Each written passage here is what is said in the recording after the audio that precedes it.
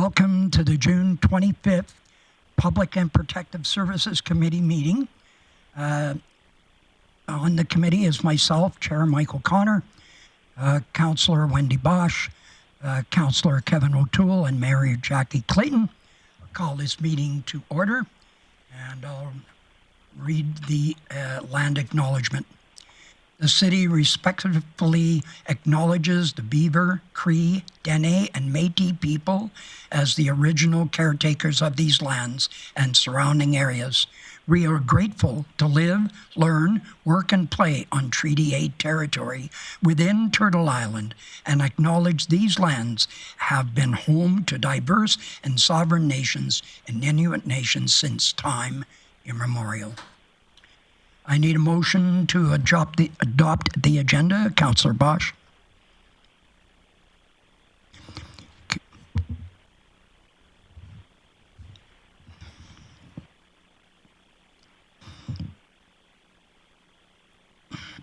Councillor Bosch in favour. That is carried unanimously. We'll go to delegations, and I'd like to welcome the Grande Prairie Curling and Colin Griffiths. And could you introduce yourselves for the camera and your guest so that and you can pull the camera a little closer to you. Sorry, the camera, the microphone. The camera. Am I in range now? Anyhow, it's a great pleasure to be here, and certainly a great pleasure to introduce one of our longest serving board members, Mike Bain, who has been involved with the Curling Center for decades, and most recently he resumed his long career as being a board member and plays key roles in terms of a lot of the activities, but primarily in terms of organizing and hosting major curling events. Thank you. You can start your presentation. Thank you. Okay, thank you very much. It's a great pleasure to be here on behalf of the Curling Club, and we're going to be very timely here. Having learned very quickly that we're going to ensure that we're within our limits here. The 5-year operating agreement, just to cut right into it, was just signed up with the city in the past year, and it provides support for 7 months of operation of that facility, and we deliver a whole comprehensive suite of services. The utilization of the city grant is primarily utilized to pay for the utility costs for the building, which amounts to approximately $150,000 a year, and for funding the ice maintenance, the installation and maintenance of the ice surface. So that takes care of the $250,000 assistance that we get from the city, which is very much appreciated.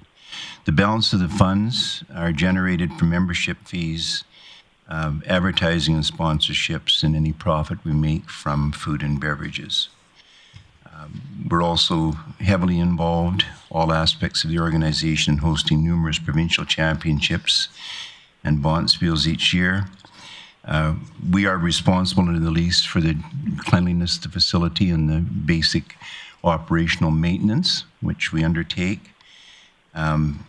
And as the owner of the city is responsible for the building, the systems, and the west parking lot, as well as the overall energy efficiency of the building and facility.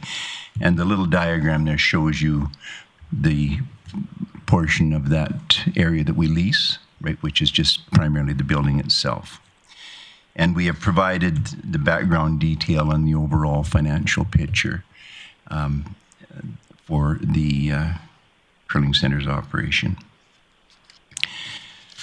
Moving on to the second slide, the membership.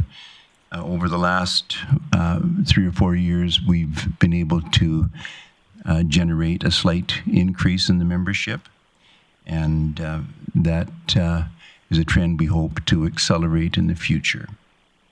We run 10 curling programs, Special Olympics, ladies, mixed, junior leagues, seniors, mixed learn to curl programs, and what we think is a major growth area is stick curling. And just to give you an example, if you go to the Red Deer Curling Club, you'll find that 40 to 50% of the curlers there are stick curlers. And St. Albert is the same way. They have 11 leagues and over 500 stick curlers. So we think that is a growth area. And Mike will be making some reference to that. The other aspect is the school programs that we host at the club. And it's just noteworthy that we already have booked for this upcoming year over 250 classes. So that keeps us very, very busy during the daytime particularly. We have hosted over 5,000 guests during 65 banquets, social events that we host at the club. And it's not just for the members or the curling events that are hosted. We have developed quite a bit of walk-in business, if you like, from the business community and social organizations who find that our little venue, if you like, is very, very suitable for smaller gatherings of 200 or less.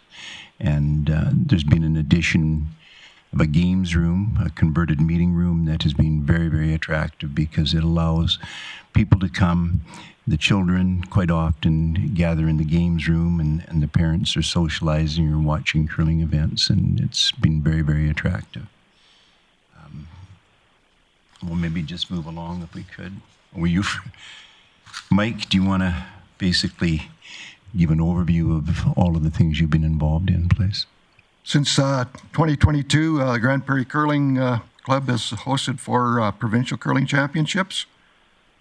We've hosted 11 provincial qualifiers since 2022.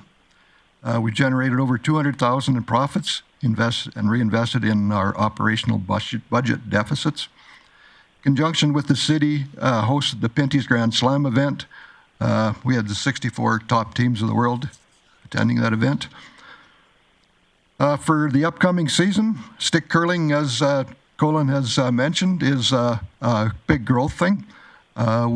We just had 10 teams in stick curling this past year. We're expecting a lot of growth in that area.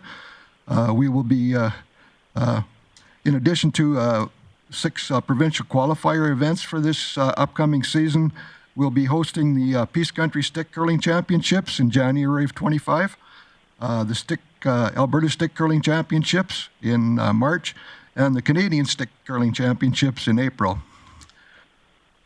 I'd like to point out that a lot of these older curlers, we have Don at age 90, John at 91, and Ernie at age 95, who are still actively curling, and they're all stick curlers, so that's a real growth area for curling, we believe. So our future hosting plans for 2025, we're looking at the 2025 Masters Championship, Provincial Championship, and we filed applications to hold the Provincial Seniors, the U18s, and the Club Championships for those years as well. In discussion with Curling Alberta, Curling Canada, and the city, we're looking at hosting a number of provincial curling and national world events is what we hope to do. Next. Very good, Mike. Thank you. Just to expand slightly on the qualifiers, that's just a buzzword that's used in curling circles, but what it's really about is that the Grande Prairie Curling Centre has made a major issue in terms of hosting as many qualifiers as possible, because what that means is that it allows all of the curlers in all of the 14 curling divisions the opportunity to travel here to qualify for provincial championships. Because if that didn't happen, they would have to go to qualifiers down in the central part of the province. So it really endorses the whole concept of making the Grande Prairie area a center for curling expansion. And many of the smaller clubs do not have the capacity to host these events anymore. So if you like, we've kind of tried to step into that breach to ensure that the people and the curlers in the Peace Country have a local opportunity to qualify provincial championships. The future vision of the curling facility. 2 years ago, the curling center presented to City Council and suggested that it would be good to examine the full year-round use of the curling facility. And certainly that is still the position of the curling center. The lease currently allows us to operate the facility for 7 months of the year, but it's a wonderful facility that still is available. There's a nice surface there with a beautiful concrete floor that measures some 100 feet by 150 feet, and it's just a matter of the determination of what uses that could be put to. A lot of curling facilities are being used for everything from pickleball to all kinds of recreation services, and that's just an opportunity that lies there, we believe, and the curling center is certainly fully supportive of that happening and will participate and support any moves in that direction. The profile pictures and so on you see are from a renovation master plan for the center that was done by the city and Stantec Engineering in 2011, and it identifies most of the projects that have been undertaken there over the last 15 years. And we're not certain what the city's future plan is in that regard. We do have in the new lease, we do have the ability for the center to have the naming rights for the facility. But we've been a little hesitant to rush into that because there is some indication that there may be some upgrading required for the exterior of the building and the insulation and so on. So we're just waiting for that to gel a little bit before we rush down that road of looking at it, the naming facility. In terms of the west parking lot, we have applied for 50% of the funding for that, and we're supposed to find out in the next few weeks if that's been successful. The city has been providing the government agencies with budget updates and so on to satisfy their needs, and we're hoping for a positive answer so that hopefully could get done this fall.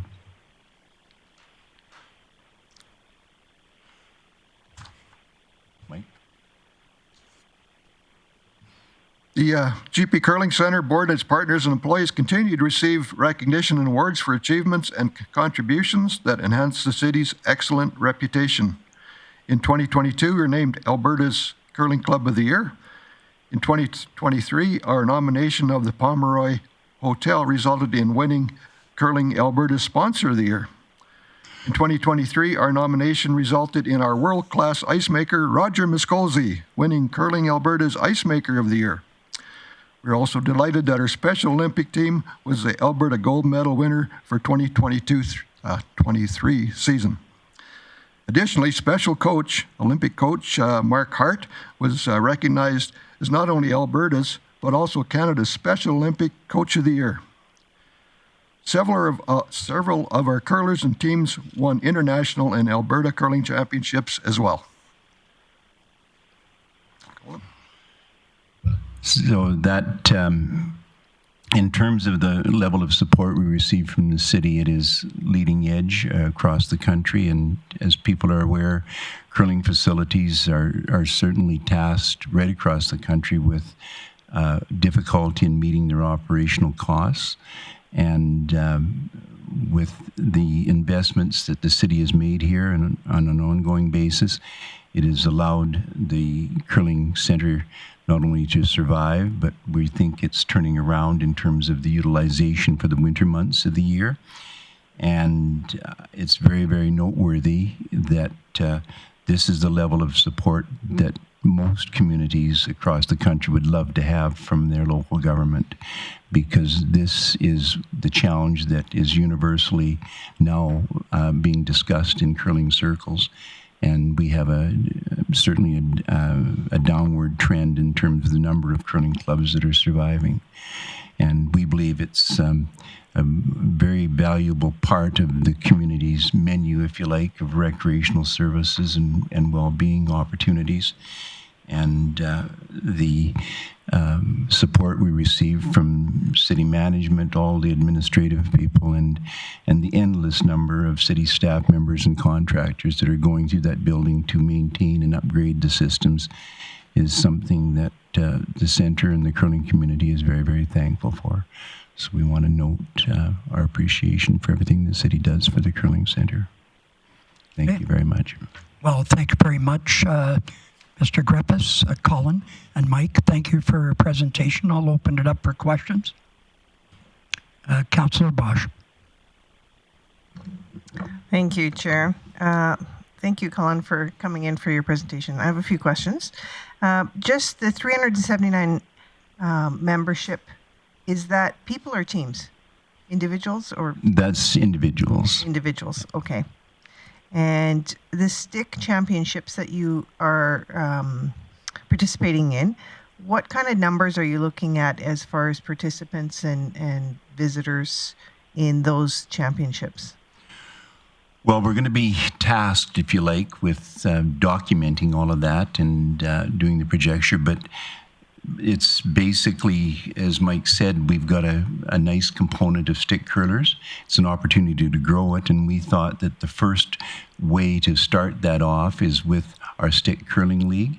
And so we have Pomeroy sponsoring the whole enchilada, if you like, our stick curling league, the Peace Country Stick Curling Championship, which we're organizing in January, and which we are going to promote heavily. So we try to get regional growth in that area, leading up to the Alberta and then the national championship. And the wonderful part about it is that the local stick curlers, right, do not have to qualify for either the Canadian or the Alberta Championships. They can enter and participate.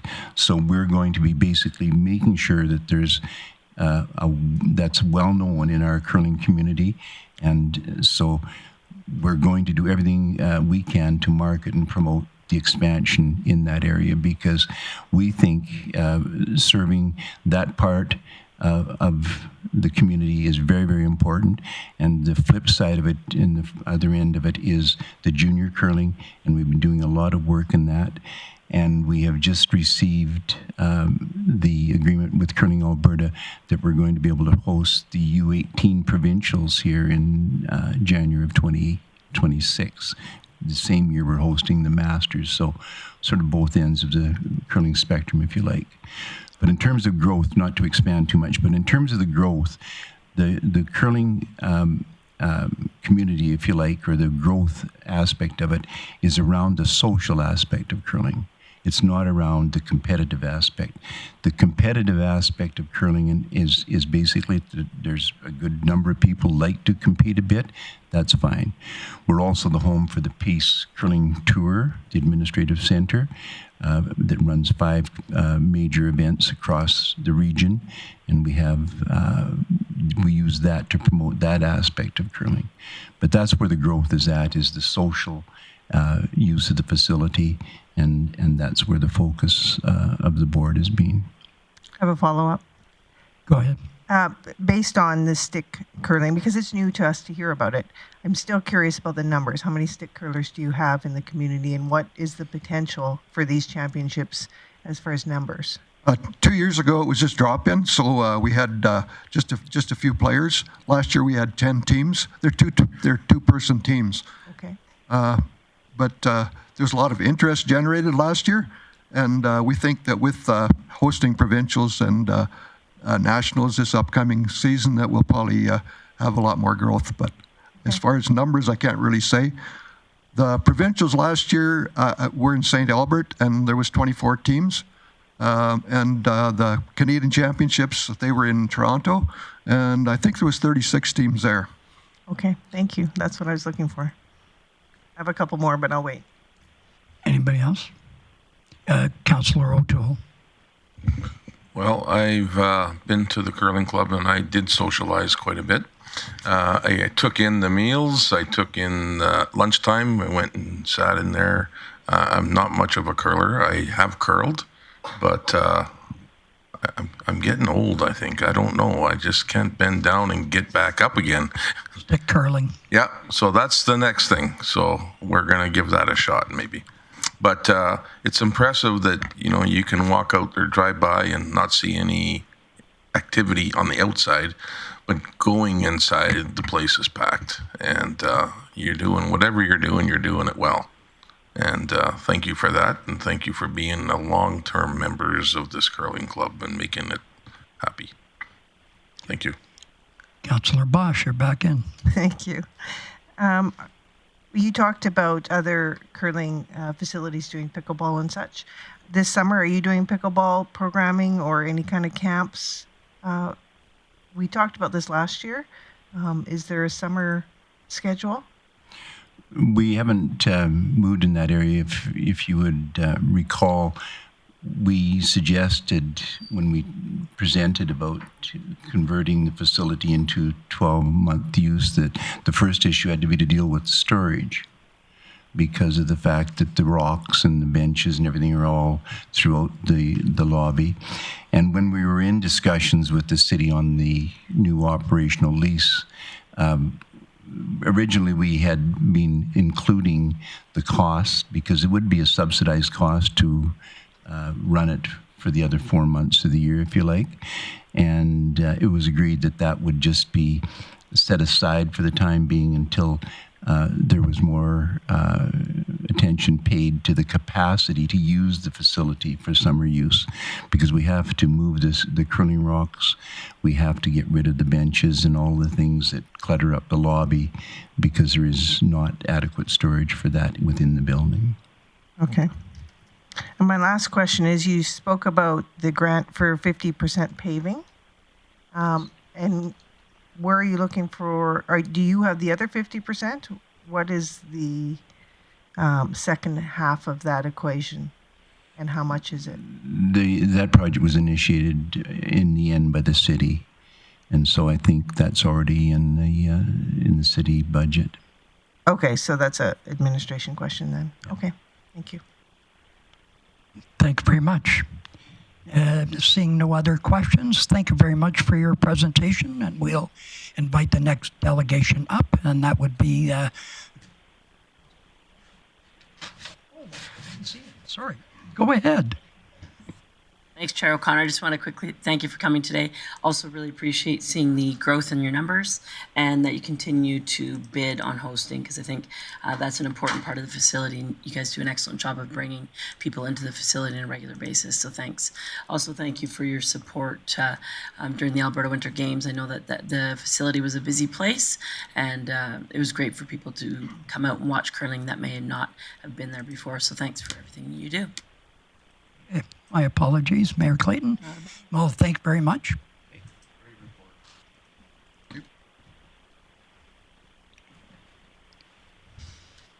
And now we'll invite up Louisa Robinson with the Peace Library System. Can I just plug in here? Yep.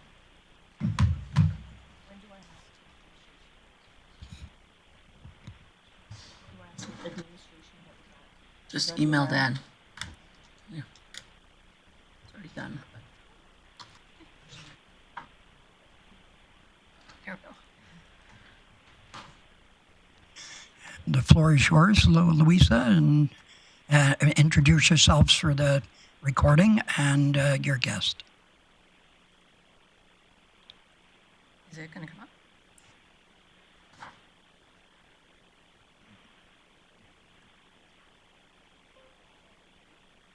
There we go. Success. Good morning. Good morning. My name is Louisa Robinson. I am the CEO for Peace Library System. This is Haley McCullough. She is the director for Grande Prairie Public Library. While we are two distinct and separate entities, we work extraordinarily closely together. And so she is here to answer any questions that I can't answer, and so we do these things together. So Peace Library System is the system that supports libraries in the Peace region. There are 46 member libraries in 37 municipalities and one Métis settlement. They're all members. We also provide contract service to 36 school libraries as well. We're headquartered in Grande Prairie. We have a staff of 18 that are specializing in library work, computer systems, and logistics. So in 2023, the City of Grande Prairie experienced a return on investment of $6.80 for every dollar spent at Peace Library System. And I'm going to take you through how I got to those numbers. And I will do it very quickly, I promise. Usually this takes 10 minutes, so I'm going to talk really fast and make it 5. In 2023, the City of Grande Prairie's population, according to the Alberta Municipal Affairs population lists from November of 2022, was 67,627. And I know that doesn't agree with many of the other lists that they put out, but according to our master agreement, that is the number that we're obligated to use. So this is the figure that we use to bill on, the one that's in the master agreement, and is signed by the municipality and the system board. So based on that population figure, the City of Grande Prairie was billed at $6.37 per capita for a total of $430,783.99. This is the membership fee that is used to provide library services to the Grande Prairie Public Library, such as ordering, cataloging, processing, delivery, interlibrary loan and transfer, as well as consulting services with professional librarians on staff at PLS. Based on that same population figure, the library board was billed $185,974.25, or $2.75 per capita. 50 cents of that per capita billing is earmarked to go towards e-resources like databases, e-magazines, e-books, e-audiobooks, digital magazines, all of that stuff. The rest is put into an account for the library staff at Grande Prairie Public to use when buying resources for their library. So that makes a total of $616,758.24 for the 2023 year, out of which $152,160.75 is set aside for library purchases. So what do you get for that money? Modern libraries require a lot of technology to function, and technology and support is expensive. Peace Library System and the consortium that we belong to, which is called TRAC, functions as the IT support system for member libraries on call, free to use. Grande Prairie Public Library, of course, has their own IT specialist on staff, but GPPL and PLS work together in concert to make sure that those systems are always up to date and functioning. But in order to manage a library system, be it an out-of-the-box open source one like Evergreen, or a small all-purpose system such as Insignia, it would cost an additional IT support person plus a programmer, plus the cost of the software itself. Incidentally, the 4 library systems in TRAC runs us about $350,000 a year, not including the IT management that's involved at a system.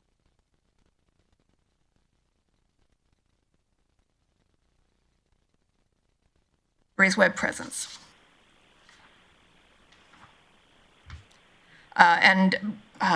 We maintain and we make changes as needed. A retail web hosting service, and that's just the ability to put a page on the internet, no coding, no special plugins, is about $5,000 a year. The system that GPPL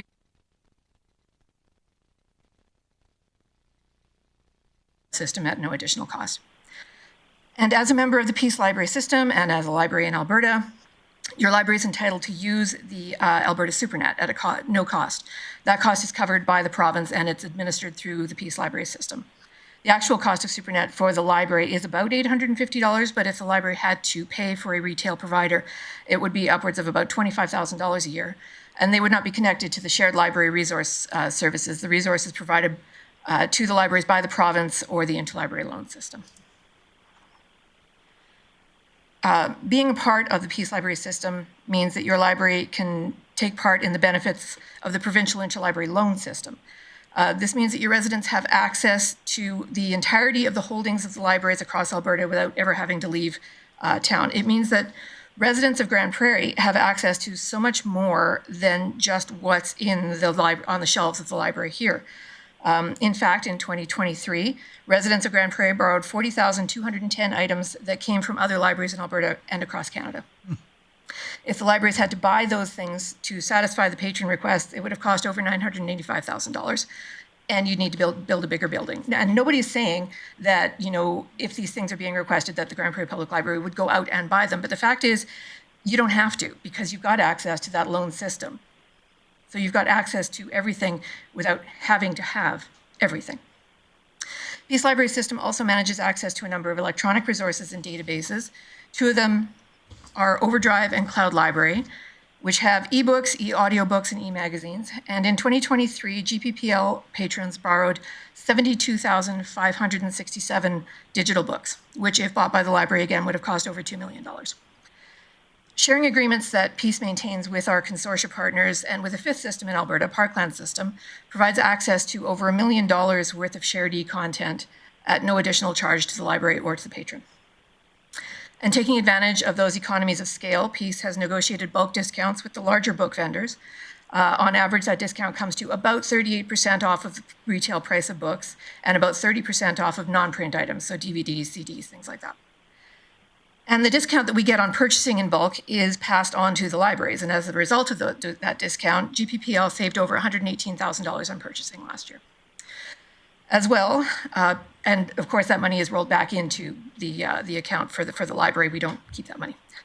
As well, Peace purchases a number of resources for member libraries to borrow and use. We put together book blocks and popular items such as westerns, storytime kits, activity kits for programming, and all of those are available to member libraries at no cost, simply to be borrowed and returned and then shared among the members. This is a cost savings for libraries so that they can provide a variety of programming topics without having to purchase the resources for them. Peace Library System runs a number of professional development events throughout the year, specifically for library staff, on how to use the resources we provide, as well as on topics relevant to working in libraries. One we recently acquired was training on working with unhoused populations. PLS also employs specialists, libraries with master's degrees in library sciences, so does GPPL, for consulting purposes across the system. Library managers have access to their help and to their expertise whenever they need help or to know what best practices, how legislation applies. GPPL, like I say, employs their own professional librarians, and that community of practice is helpful for conversations around the modern challenges to libraries. In the fall, PLS provides ready-made marketing materials for our libraries who wish to use them, all customizable with each library's name and logo and social media ready. You may remember if you were in the library last fall, we had a Barbie campaign and everything was pink. In addition, in 2022, all the Alberta library systems together created materials for distribution that libraries could use to talk to political candidates ahead of the provincial budget, in addition to the talking points to be used when talking to political candidates ahead of the 2023 election. And that cooperation continues now with advocating to the provincial government on behalf of all Alberta libraries. And all of these benefits are provided to member libraries and included in the membership. So this is just a rundown of what I just talked about very quickly. This is all the services that we try to provide to all of the libraries. Some need them, some don't, some take them, some don't. Grande Prairie Public Library is one that takes advantage of many of our services, and we have a close working relationship because of that.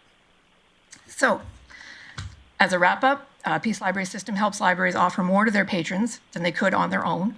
Residents have access to far more resources and up-to-date sources of information. It connects member libraries to other libraries through the system, through other systems across the province and across the country. And being a Peace Library System member means that your library is not alone. It's only just one phone call or an email away from the rest of the community. That was very fast. You're out of breath, take a breath. So we'll open it up for questions. Councillor Bosch. Thank you for that. You're a fast speaker. Can you just tell us a little bit more on the connection piece provincially and nationally, or do you even go internationally in regards to what is done outside of the Peace region that you bring in? It depends on what the patrons need. For interlibrary loan purposes, a lot of it can be handled within the province. We have actually, for some reason, patrons in Nova Scotia are requesting our books, and patrons here are requesting the books that are held in a library in Nova Scotia. So Louisa, sorry to interrupt. Can you just pull the mic closer to you? They can't hear you online. So. My apologies. Is that better? Thank you.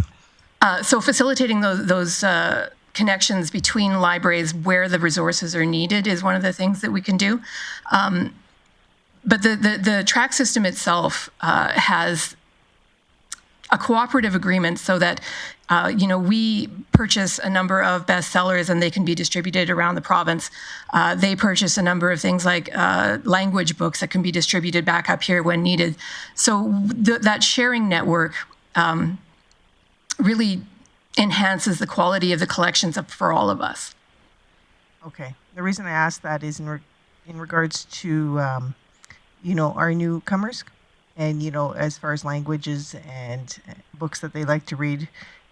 from their own country, the ease of getting books and whether digital or not, what that looks like. Yes, and in fact, one of our partners, Yellowhead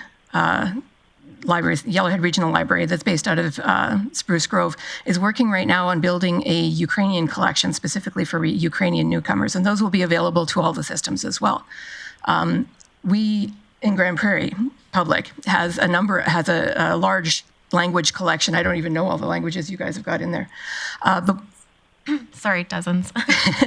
But we also facilitate the French language books for most of the province, actually. We have St. Isidore, which is a French language only library, which is located up near Peace River, as well as Falaire. And the French Language Resource Center that's located in Grande Prairie. We have a very large French collection for people who are looking to read in French. As for other languages, they are all available in the catalog in their own language and in anglicized versions of their languages. So searching for them can be a little tricky, especially when you've got English language keyboards and you're trying to search for things that aren't in English languages. But we try to make them accessible as possible. And for the libraries that do collect them, we try to make them as fast as possible up there because we know that need exists and it's not always easily fulfilled. Agreed. Thank you. Thank you. Any other questions? Mayor Clayton. Thanks, Chair O'Connor. Just a question in regards to, in your expenditures, I see that your services, IT services and man consulting, all those equate to about 35% of your expenditures. Do you have any calculated ROI on those expenditures? On those specifically, no. Okay. I don't. And can you share some information in regards to utilization? You have an incredible number of libraries that you support across the region, and I see all the board members, so I'm assuming that there's somebody from every municipality that hosts the library that you represent. What are the utilization numbers look like in certain parts of the region? It can vary quite differently depending from municipality to municipality. I know some of them, such as Peace River and Grimshaw and Valley View, they have very high utilization rates up into the 40s and 50%. And then some of them do not have, like the MD of Opportunity has fairly low utilization rates. But it all has to do with the amount of population in those areas. I mean, we have, at Peace, we are the largest library system by area, but we're the second smallest by population. So that population is extraordinarily scattered, right? And there are some libraries whose target population is just 200 or 300, like Girouville. And the utilization rates, especially if you're looking at percentages, can be extraordinarily high in tiny places and extraordinarily low in larger places. But if you're looking at the actual numbers, then, you know, Girouville has I think 290 something population, but they've also got 75 active users. So that's a good 25% of their population. In Grande Prairie. In terms of our card holders? Yeah, so card holder wise, last year we had 22,477. This year we're up about 7.5% to 24,000. So our population's 64,000-ish. That's just under half, maybe a third. Yeah, between a third and a half of utilization in the city. So it's quite high in places. 68,000. Oh, thank you. Okay, thanks. Okay, any other questions? Seeing none, thank you very much for coming in, and look to see you again sometime. Thank you. Thank you.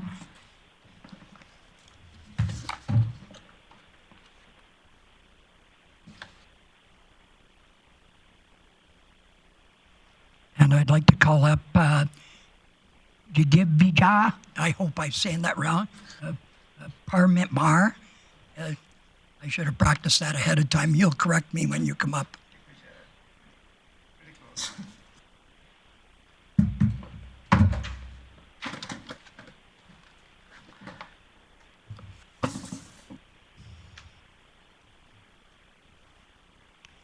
Okay, if you could introduce yourself to the camera and... Yeah, my name is Digvijay Parmar. I go by Vijay. I'm a president of Grande Prairie Cricket Association. And with me is our Vice President, Waqar Khan. I'm the Vice President of Cricket Association, Waqar Khan.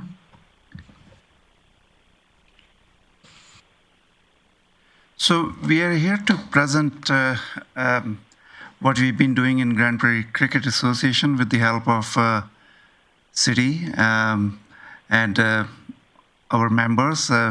Cricket has been thriving in Grande Prairie with an influx of a lot of South Asian and Commonwealth countries. The population have moved here, and it just is growing rapidly. Just here to present something what we've been doing, and also going to be sharing a small video that many of us don't really know what cricket is. So just brief introductory video, and then presenting what our vision is, and also what we're looking to further grow.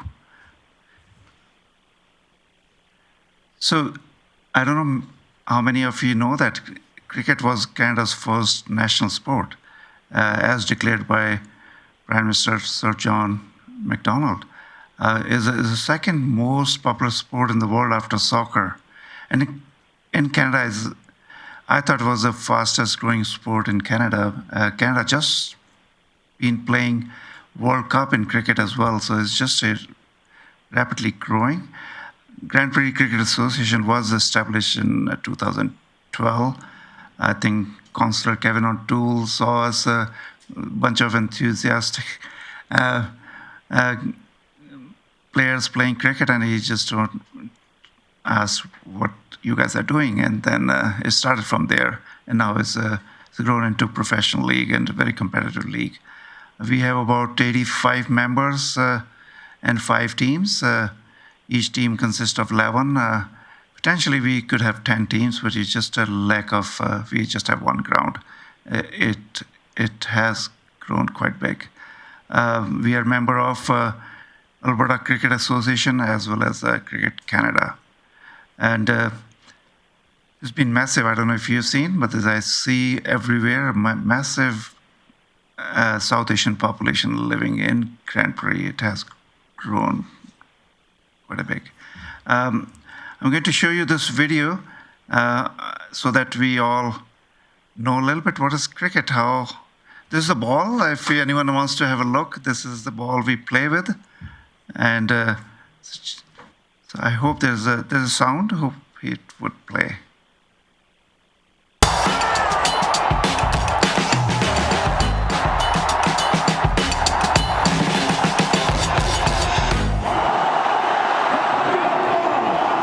Cricket is a sport that is played by millions and loved by billions of people from all corners of the globe. Cricket has been played for centuries, with the first international match occurring way back in 1844. From that time, it has continued to develop into the vibrant and exciting modern game that is played today. Cricket is a bat and ball sport that involves 2 teams with 11 players on each side. The aim of the game is to score more runs than the opposition. One player, the bowler, bowls a hard leather ball at speeds of up to 150 km per hour at a player from the opposing team, who then attempts to hit it with a bat in order to score runs. Cricket is played on an oval-shaped field, and in the middle of that field is the pitch, which is where most of the action takes place. At either end of the pitch, you'll find these things. They're called wickets, and they're made up of 3 wooden stumps that support 2 bails. They're important, but we'll come back to them shortly. The batting team has 2 batters at a time in play, whilst the fielding side has all 11 players on the field. A batter scores runs in 2 ways. 1. They hit the ball far enough that it crosses the outer boundary of the field. If the ball has bounced, it's worth 4 runs.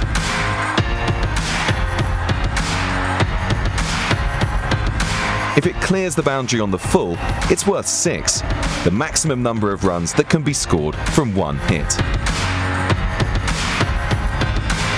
2. Through the 2 batters running the length of the pitch in opposite directions whilst the fielders are retrieving the ball. 1 length of the pitch completed equals 1 run. The aim for the fielding side is to restrict the number of runs scored by the batting side, whilst trying to get the batter out. 11 different ways a batter can be out, with the most common being bowled. The bowler bowls the ball, the batter misses it or deflects it by accident, it hits the stumps and the bails come off. Caught. The batter hits the ball and one of the fielders catches it before it hits the ground. Leg before wicket, LBW. Exactly what the name suggests. The bowler bowls the ball, the batter misses it, and the ball hits them on the leg in line with the stumps. Run out. The batter hits the ball and runs, but the fielding team retrieve the ball and throw it to the stumps before either batter has reached the other end. When a batter's out, they leave the field of play and another teammate replaces them. Once all the batters on a team are out, the sides swap, and the fielding team then have their turn to bat and attempt to beat the overall score set by the first batting team. Put simply, the winner is the team with the most runs after both sides have batted.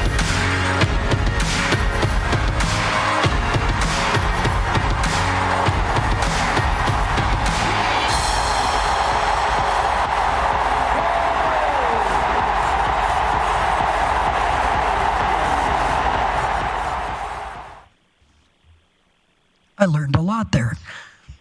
Yeah, I thought that might help.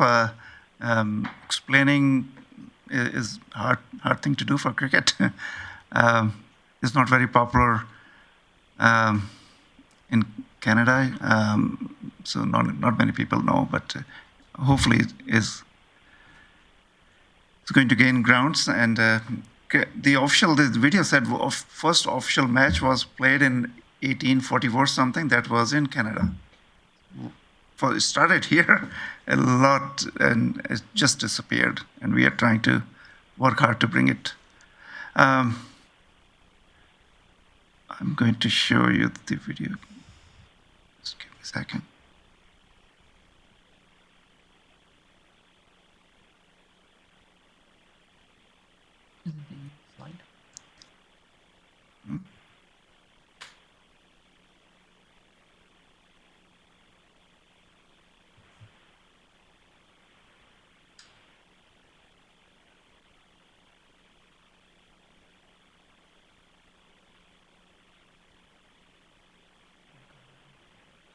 Okay. All right. So that's where we were, and so there's been massive increase here, and we right now have about 20 plus inquiries they want to play, and we are turning them away. That don't know we have resources, we can't really accommodate them. So it's just growing, and if we really start to advertise, and there's going to be a lot more. There's a huge interest. What we do here, like we have summer and winter leagues here. We play almost throughout the year, and we conduct provincial tournaments. We invite teams from outside cities and province as well. BC teams have come here too. We offer free youth cricket, so all young kids, we want to promote that, and we offer free cricket for them. And then we started free women cricket as well. Now, with one ground, there's just hardly, we're just really struggling to coordinate all that and offer as good as possible, but we're trying. So these are the kind of needs that cricket we are doing it, but some of the things we don't have. As a side screen, city approved side screen, but neighbors complained that we are not able to put side screen. Side screen looks like this. This is a cricket ground, and see the pitch in the center, and behind is that black screen. This cricket ball is hard to see if there's a blurry and there's nothing. When there's a contrast like side screen, black screen, then players are able to see the ball. Batsman who's batting, he tries to see how you're holding the ball. If you hold ball like this, it's going to act differently. This way, differently. So it's important to have side screen, but we do not have city-approved structure. But with neighbors complained about the black screen, so they said put white screen. So white doesn't work with white; it needs to be contrast. So that's a big piece is missing. The other need is a scoreboard. Scoreboard, really, there's no scoreboard. Again, that would be like this, black color. And we do not have, we use very portable, small. But this is something that is a need, growth need for Grande Prairie cricket. Net practice cages, we have a net practice. City supported us, and we located one location. That's working for us, but I think it's been, neighbors have some issues with that. We're trying to be respectful and supportive, but there's a need, and this is how cricket. Every ground has on site the net practice facilities, not just one net, but it's several, so that many players can practice. And this is what we have right now, but there are some safety issues. Ball is very hard, and we will also worry that it may hit kids in the park. That's a concern for us as well. But we try what we can. But this is a need. There's so many players. When the two teams playing, this is where players can practice their skills, and is a really essential need.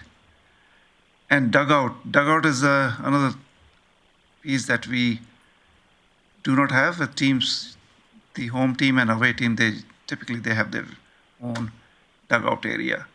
That's kind of growth needs that we are hoping that we'll achieve. We'll have a better facilities and more organization and more support and fundings. Our funds come from most of membership.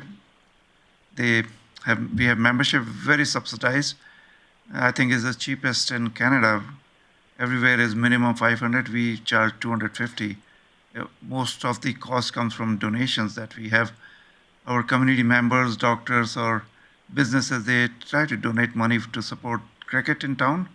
I think we are hoping that city would also come forward to notice the growth, what's happening, what's the huge need, and the gap is huge as well, and that's what we're hoping to present and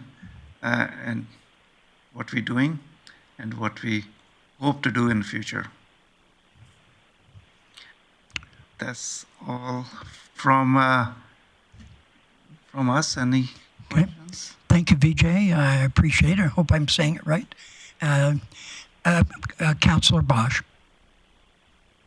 Thank you, Chair.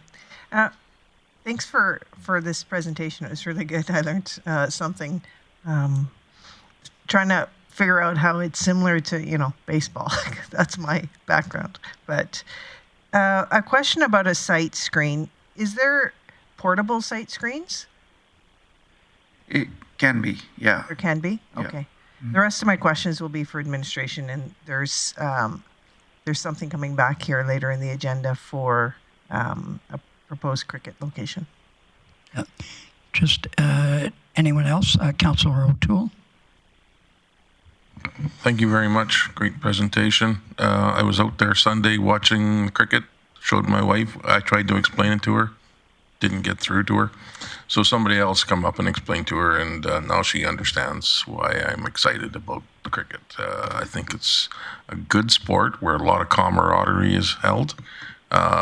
People that come to the country that are new, this is something that attracts them to get a relationship with other people in the community. So there's lots of countries. I know there's people from England, New Zealand, Australia, all over Canada that have been in national teams and provincial teams, and there's a lot of camaraderie. And yeah, anyhow, thank you very much. Okay, just a quick question. What would the cost of the scoring board be? The scoreboard? They also portable as well, and they come around 5,000. Okay. So not massive cost, but right now, players, they don't know what's the score. And they're competing, and they just don't know. They ask, what's the score, how much? The yellow, and we have a small kind of portable one. But from distance you can. It's a big field. Yeah, yeah. I've watched cricket many times. I watched the World Championship. Had no idea how they were scoring. So I appreciate the video. With that, thank you very much for doing your presentation. Thank you. Thank you. Thanks a lot.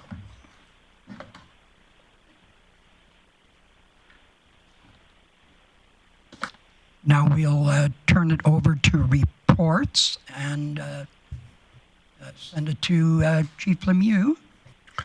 Thank you very much, Mr. Chair. So in my update, I'll start with the Grande Prairie Police Service, more specifically Enforcement Services. So Enforcement Services have been proactively conducting noisy vehicle and vehicle equipment regulation checks and have been very successful in identifying and charging offenders in relation to these offenses. And a report outlining the outcomes of this focus area will come to committee in third quarter of this year. The community engagement team has been active for nearly 2 months now and is seeing good results. And 2 officers from the Grande Prairie Police Service will be joining enforcement in July, joining that team to assist with this initiative. From Mobile Outreach, while patrolling the trails recently, Mobile Outreach encountered an unknown individual who is unresponsive and lying on their side. There's no signs of drug paraphernalia, and the individual's pupil were not constricted. The EMS was immediately contracted, and the individual's breathing rate began to decrease, and the team performed ventilation to assist with breathing until EMS arrived, and the individual was subsequently transported by EMS for further care. So kudos to our team for their tremendous response to this medical emergency. From the RCMP, there was on June 6th, the Grande Prairie RCMP received a report that a man had just stolen a Wonder Bread truck from Save-On Foods in Grande Prairie and was driving away erratically. RCMP officers responded and located the truck, ultimately culminating in the truck stopping at a Walmart parking lot in Grande Prairie. As a result of the investigation, a resident of Prince George was charged with several violations and was remanded in custody. And on June 2nd, Grande Prairie RCMP responded to break and enter in progress, and responding members attended and located a truck fleeing the scene. Members covertly followed the getaway vehicle, which was stolen out of Spirit River and was abandoned after attempting to avoid a tire deflation device. With the assistance of Alberta RCMP Police Dog Services and members of the public, the RCMP were able to arrest both fleeing suspects and recover multiple stolen tools. Further investigation revealed that the pair had broken into an auction yard in Spirit River the night before and had attempted to steal a vehicle. 2 individuals were brought before Justice of the Peace and were remanded into custody. The fire department update. The city has been successfully in securing a FREA grant in the amount of $52,750 for continued risk mitigation within the city's wildland interface area. So funds will be utilized towards the community fire guard program. And this is the second successful FREA grant that we've received recently. Fire Chief Van Werk Oven has accepted a nomination by the Alberta Fire Chiefs Association to represent Northwestern Alberta on a provincial EMS standing committee.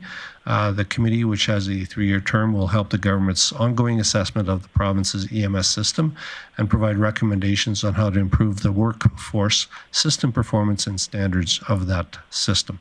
And all costs associated with this attendance will be reimbursed by the Ministry of Health. So we're pleased to have input into the EMS system that way. On the emergency management DPREP side, the 2025 GPREP budget is under development, and a draft will be presented later today at the Joint Emergency Management Committee meeting.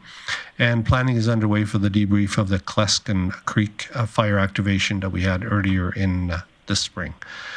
From Community Social Development, the Aging Well Together and What We Heard report is complete and available on the city's website, and an action plan will be presented to this committee in the next few months. From Housing and Homeless Initiatives, a team collaboration gathering is scheduled for June the 27th at South Bear Creek Pavilion. This is a Housing and Homeless Initiatives hosted event providing an opportunity for our frontline workers and case managers and caseworkers to come together, network, and do some team building before we head into summer.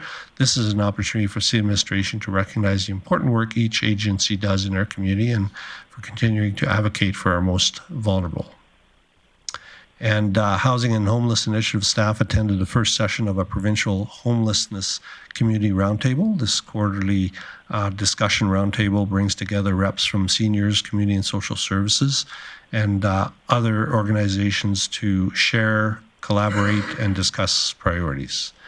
And from Community Knowledge Campus, the aquatics, on the aquatics 25-meter pool, there has been a removable floor, or a, I forget what the other name for it is, but it's a floor that makes the depth of that pool shallower for the younger users. That's been installed and has enhanced our facilities offerings. So this benefits various programs and has been very positively received. This asset was acquired with a grant funding through the Investing in Canada Infrastructure program. And through Sports Development, Wellness and Culture, Water Polo Canada is bringing a development camp to the city on August 17th and 18th. So through discussions at the 2024 Sport Event Congress, Water Polo Canada proposed bringing the camp to Grande Prairie to regenerate interest and support the future development of the sport. And lawn bowling turf installation is now complete, and there's a bit of additional work that will be completed on that site in the fall. And with regards to our summer camps begin on July the 2nd and run through August, and camps are over 88% full, so there's a few openings left.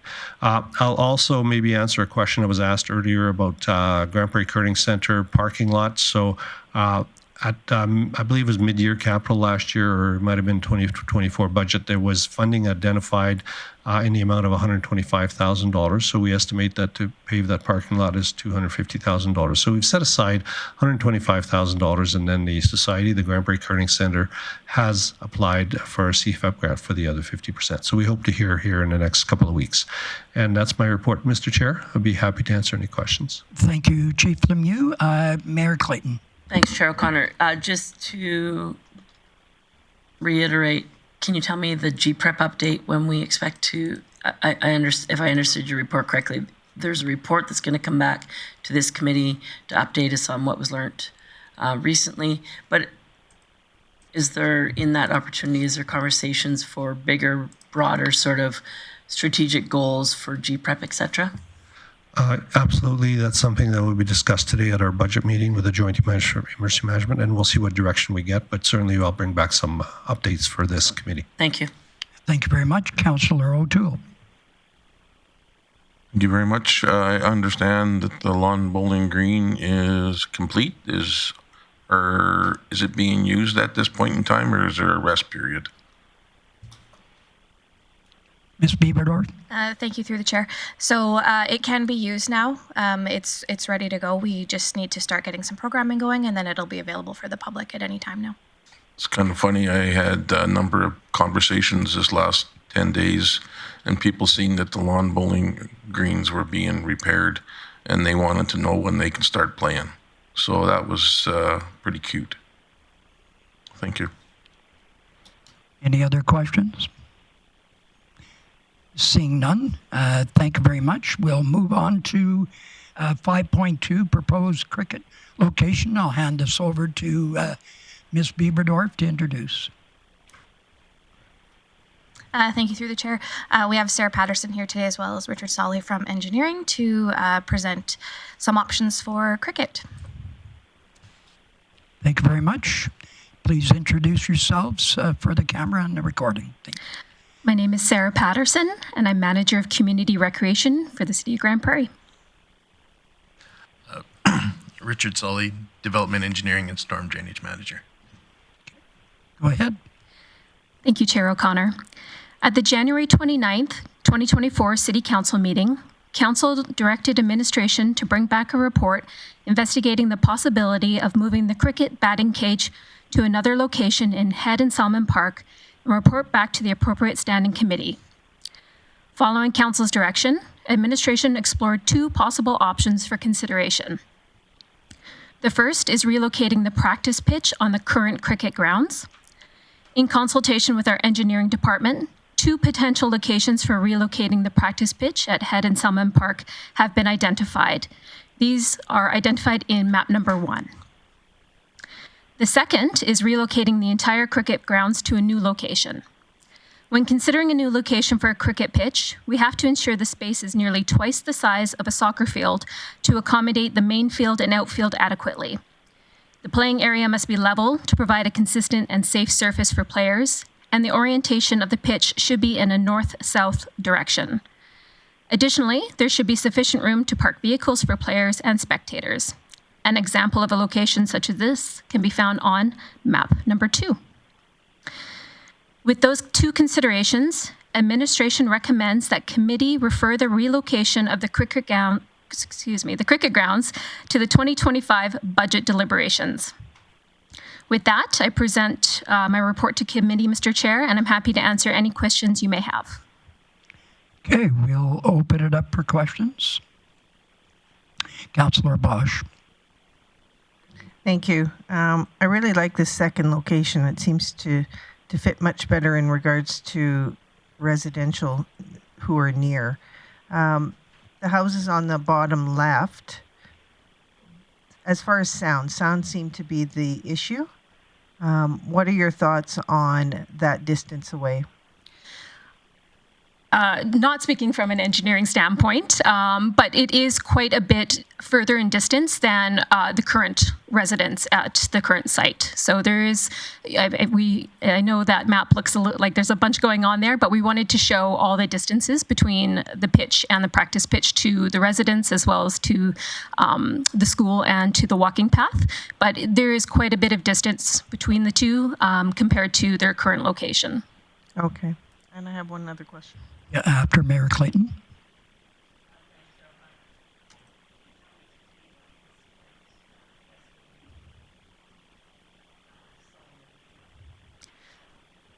What's been invested dollar-wise? That is information that I'll have to get back to you. I'm not sure on the exact dollar amount. Councillor Bosch. Thank you. In regards to, this is great for summer, is the size of a cricket court or cricket ground oval, yeah, is in the potential dome that we're talking about. Will it fit in there? No, I don't believe so. Overall, it won't fit. I thought we were something like 4 soccer fields. No? I guess it would depend on the. Okay, Ms. Bieberdorf will answer that one. Thank you. So the full grounds won't fit in the dome, but they likely would use it in the winter for practicing. Okay, yeah, that was my question, is that was a possibility. Okay, thank you. Okay, Mayor Clayton.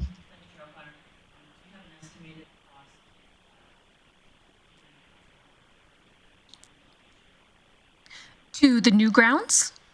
Yes.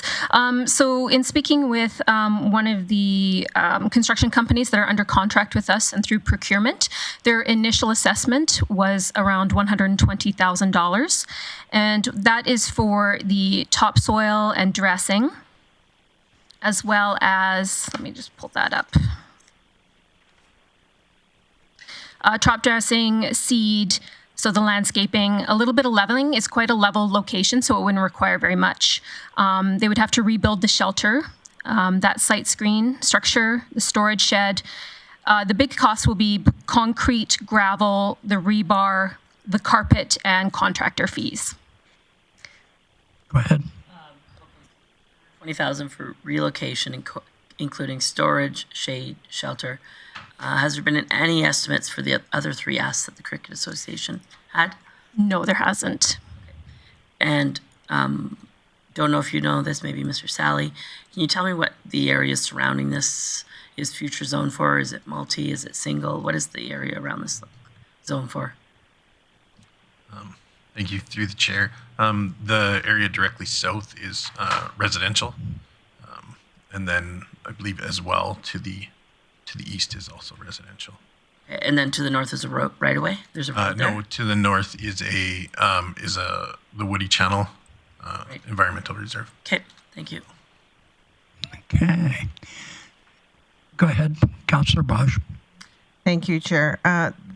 My question is in regards to the Salmon Head area, or Head Salmon, whichever it's called. If that was not used anymore for cricket, what are alternatives that can be used for in recreation Through the chair, thank you for the question. I think there is a host of other opportunity for Head and Salmon. I guess that's another discussion to have is whether we keep it as a secondary cricket grounds. As Vijay has mentioned, it is a growing sport and with more additional teams. So it may be well suited to keep as another location or practice pitches. But I know in the past there's been discussion of having soccer fields put in. So yeah, I mean, there is other opportunity to put recreation in that area. Perfect. Thank you. Okay, Councillor O'Toole. I'll just speak on that. Originally, it was 2 soccer fields that were proposed. At the time, they were going to be under construction, and then they decided to move them farther apart and put the pitch in there and not mark the soccer fields in because we had adequate soccer pitches at that time. So, thank you. Thank you. Any other questions? I just have a quick one. So would we not keep this and move the batting cage to whatever location on the bottom? We need to do that first. Otherwise, we're going to knock cricket out until we develop the other one, correct? Through the chair, again, I think that's something that can be brought forth to deliberation for the 2025 budget. I would refer to council on that decision, but there is the opportunity to relocate the practice pitch on the current grounds, and those are those 2 locations there. Okay, so sorry, go ahead, Councillor Bosch. I was considering doing business if all questions were asked. Okay, go ahead. I would like to just amend this a little bit. I would like committee to refer the relocation of the cricket grounds and the 3 asks, the sight screen, scoreboard, net practice cages, and dugout to the 2025 budget deliberations. Okay, Mayor Clayton. Happy to suggest a friendly amendment or make an official amendment. My preference is that this goes to Council Committee of the Whole before it goes to budget deliberations.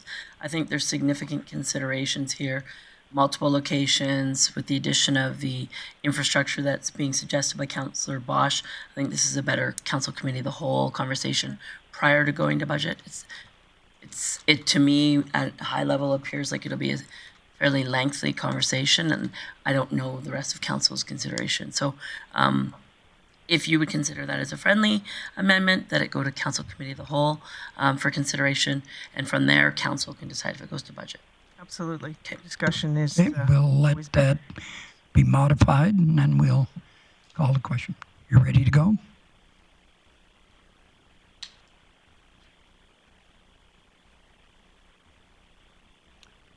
Thank you very much. Thank you very much for your report. Thank you, Sarah.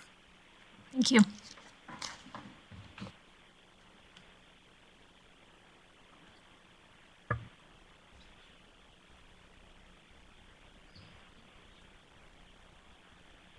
Okay, I'd like to move on to 5.3 and put it to Chief Lemieux, 2023 Immigrant Survey.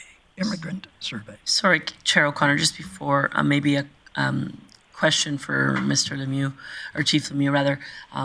When that comes to Council Committee of the Whole, I'm assuming administration will be able to get some rough estimates on the 3 additional infrastructure items. Perfect, thank you. Okay.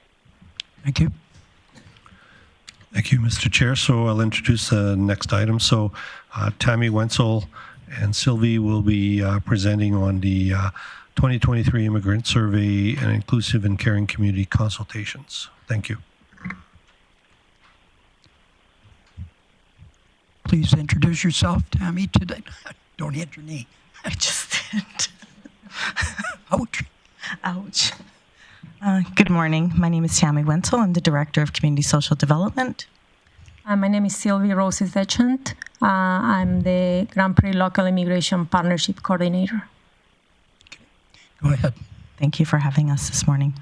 We are here to present the findings and next steps from the Grande Prairie Immigration Survey and the Inclusive and Caring Community Workshop for information.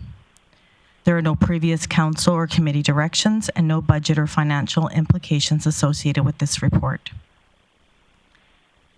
The 2024 Building Belonging Report provides information and insight from 2 separate engagement initiatives.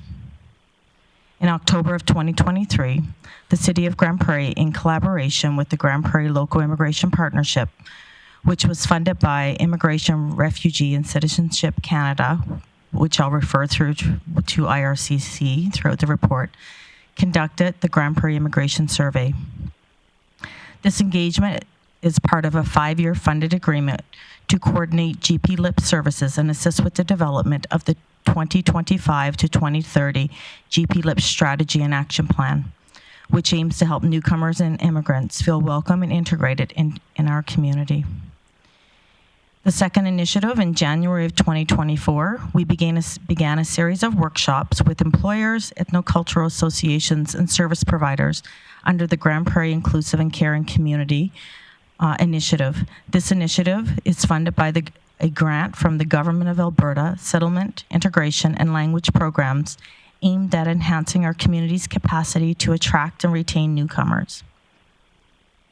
Key findings from this survey: we had over 629 newcomers and immigrants participate. 32% identified as permanent residents, 28% as Canadian citizens, 20% as temporary foreign workers, and among others. We had 62% that have lived in Grande Prairie for less than 6 years, with 16% arriving in 2023. Reasons for moving or living in Grande Prairie was job opportunities, family or friends, and a lower cost of living compared to other cities. Some of the challenges reported: employment barriers such as needing more work experience, non-recognition of credentials, and lack of interview opportunities. Other challenges included finding medical services, financial concerns, and some transportation issues. Some of the key findings from the workshop: we did 10 workshops. We engaged with 26 employers and 43 service providers and ethnocultural organizations. The feedback and conversation, we organized them into 5 different themes. One was recruitment. So around recruitment, there was challenges linked to limited job types causing underemployment. Pre-arrival, need for training and clear communication channels. When people arrive, the importance of a well-being navigator and a comprehensive information package. The retainment, to create more social and networking opportunities for both employers and newcomers to share information. And integration, to enhance cultural celebrations and promoting more multicultural events can foster inclusivity. Our next steps: we are dedicated to enhancing the quality of life for newcomers, immigrants, and all residents of Grande Prairie. So here is a list of some of the initiatives that are currently in progress or in the planning stages. So currently, we're looking at the new GP LIP strategy, updating the strategy for 2025 to 2030. The new funding application has been submitted. We have put in an additional funding request for staffing and programs, including the Wellbeing Navigator that came out of the Consultations. We're looking at updating the GP LIP website. We want to make that a central hub for immigration information so that all of the resources are available on the hub, looking at all of the 5 different categories that we had identified. We're looking at immigration and retention roadmap. Again, from the feedback, this is to support the integration of newcomers. We're in the process of developing an employer guide covering the main cultures that are immigrating to Grande Prairie. We are also looking at offering our workshops on unconscious bias and equity, diversity, and inclusion to employers. We're currently in the process of doing follow-up surveys 3, 6, and 9 with the participants through the rural renewal stream to monitor both the needs of the participants and the employers. We're looking at networking opportunities for employers, service providers, and ethnocultural associations. The advocacy for biometric services. We're looking at citywide collaboration. So after this report becomes public, we will be looking at sharing this citywide with our employers and participants. We're looking at expanding events like Welcome Week and Heritage Days. And we're also looking at different learning opportunities for newcomers, such as tours of city facilities and fraud prevention campaigns. These collaborative efforts and insights from the 2023 Immigrant Survey and Inclusive and Caring Community Workshops will bolster Grande Prairie's support system for newcomers and immigrants. By gaining a deeper understanding of their needs, we will continue to ensure people feel supported and valued as members of our community. Thank you for your attention. We are happy to answer any questions or provide further details on the findings proposed and next steps. Thank you very much. What an excellent report. So I'll pass it out for questions. Councillor Bosch. Thank you, Chair. Yeah, your report is great. Thank you for all the work that went into that. And maybe I wasn't listening because I was reading while you were talking too. The transit options. Did they say what they're looking for in regards to transit? Like, what changes are they looking for? It says more public transit options is one of the suggestions. Challenges. One of the challenges. I'll let Sylvie answer this question. Thank you for your question through the chair. Hello there. They have expressed several concerns. Most of them, the first year that they arrive, they move through public transportation. The stops, the frequency, the cages where you wait for the bus, they're not targeted to this population, which are the main transportation system. So the 1 hour waiting or getting on a bus to get a route and be in the bus for an hour and a half to get to work. Most of them have to drop their kids on a childcare facility and they get to work and back. The timing of that doesn't match. So weekends, most of them are connected to a faith community. And a lot of these bus stops are not close by a faith community. So, and then on the waiting, for example, the college have a cage that have heating, and it's fairly covered. But for example, the hubs downtown doesn't, and most of them have to connect through there. So their concerns are, I want to get to work, I want to take my kids to childcare, but the timing of it and the amount of hours I spend inside the bus, the routes don't match what I need to get from A to B fast. Follow up? Yes, go ahead. You'll be happy to know that I believe 2 heated shelters are going downtown, so that's great. Yay, it's only taken 2 years. Thank you. We've been trying. They will be happy. Have we been talking to transportation or administration in regards to some of these issues? Thank you for the question, through the chair. Yes, I have been in contact with Director Harvard around all of the challenges that we've heard, also around what we heard from the Aging Well Together initiative. We're finding that we're hearing the same, whether it's this engagement or engaging with our 55 plus, we're hearing similar concerns. And I think to your point, we are getting some of the issues that we're hearing are already underway and they're going to be happening. So I think we'll be solving some of the challenges right away. I look forward to hearing the solutions for some of these. Thanks. Mayor Clayton. I just wanted to remind me when the surveying was actually done. Yeah, thank you for your question through the chair. The survey was last year, September 1st to October 14 for 45 days. So September to October in 2023? Yes. Okay. So just a reminder to committee that Mr. Harvard and Chief Glavin have on a regular basis heard input from many user groups in the community in regards to transportation and transit, in transit specifically. Changes are being made on a regular basis. So fair enough that those comments came in then, but we're almost a year since then, and updates have been happening on a regular basis to make transit system more effective and usable for all sectors that are using it. Yeah, and that's information that Mr. Harvard would really appreciate so that they can stay on top of it. So very critical information. One of the things that I'm concerned about, and it's around making friends. And if you can't make friends, you don't have a belonging in the community. So I'm just wondering, when I first came here from Ottawa in 1973, I got involved with Little Theatre in 1975, and that changed everything for me. So just getting involved in the community. So are there any plans to try and, even though there's transportation and there's language barriers, how do we get our citizens engaged at volunteering and helping our community? Thank you for your question through the chair. Great question. Sense of belonging is hard to get, and more in small communities.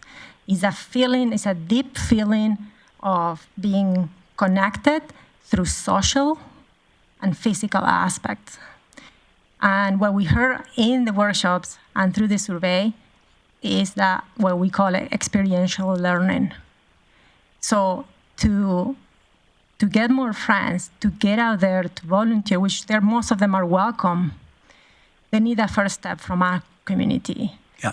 And that was represented on our CFP, which is the proposal that we put through IRCC for 2025-2030, which is the hiring of a well-being navigator / immigration social club, where we're asking them for funding for 5 years to take these immigrants through the experience of being in Grande Prairie, taking them to do the activities, taking them to meet the city hall.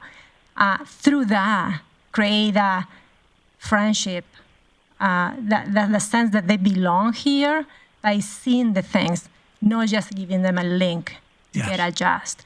They have expressed in the survey as well that sense of isolation. We all know that through winter. But we as Canadians, we know how to get around. We know what activities are happening in the winter. They don't. Most of them have come from countries that are from the equator, where winter at sea is a threat. So part of this, again, navigator and social club is showing them, maybe through a sport, what winter sports we do. Take them for a ski lesson, a curling, right? To see what we do at winter. Some of their comments were, I came, had supper after work, and then I went shopping at 11 at night, and there is no one there. What's going on in this city? Yeah, because countries like I come from, you go shopping and you go socialize after 9 o'clock. Imagine that what it looked like in here. So it's changing the narrative of showing them by experiencing what we do at what time of the day, what activities are available for them, winter and summer. Okay. Well, I asked a pretty complicated question there, but thank you, Sylvie, for that. Any other questions? Go ahead. Yeah, I just got a comment. When we were talking cricket earlier, people come here, they work in the laboratories, they're doctors, they are teachers, there's lots of things. But if there's not something that can bind them together, they will go to a different opportunity like Edmonton or Calgary because there's sports there, there's a community, there are churches of faith, whatever it happens to be is there.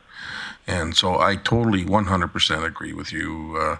If we don't have something that'll keep them here, then they will move on for sure. So thank you. Okay, Councillor Bosch. Thank you. I just have a question in regards to recruiters, immigrant recruiters. Not necessarily all of them, being truthful to what job opportunities are here or housing opportunities. Is there a way to deal with that through our community, perhaps an awareness campaign to employers so that people don't feel that they're given the wrong information when they come? Yeah, thank you for your question through the chair. We're working on that. Will be part of our marketing and promotion budget for the current grant that we have, as well as the next 5 years of IRCC funding. The idea, like we all know, is educating. We can't go against the social media campaigns. They're just too abrupt. There's too many of them. But yes, in a small setting, go and have a discussion and educate these communities Most of them I have talked are welcome to have those chat within their faith communities. It's just somebody to go and be welcome to talk and teach them about what, immigrant consultants legally are here. Why you need someone that is registered. What is an immigration lawyer? Do you need them for what you need? Or can you get just with the right links to the right place? And at the same time, employers, they're both sides of the stories are being scammed. So again, through our grant of GPICC, we are going to be educating more and giving them a package to employers of, the rights, the responsibilities, what to expect from immigrants, and how can they handle situations. It's a handbook. It's complicated overall, isn't it? But very. There is many variables, yeah. Okay, thank you. Can I have someone do business, please?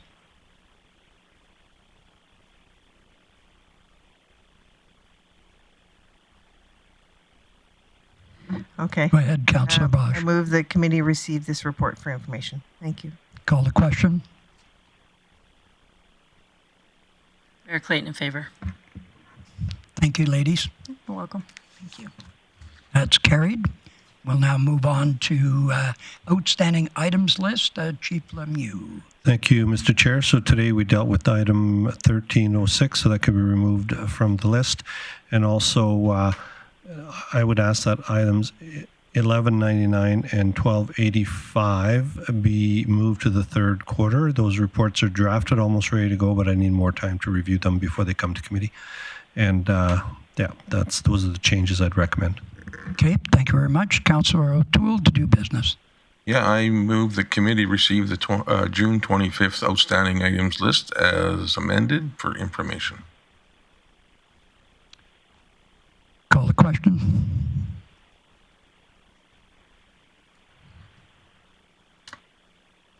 That's carried unanimously. With that, we'll adjourn the meeting and we'll rejoin in how long? 2-3 minutes.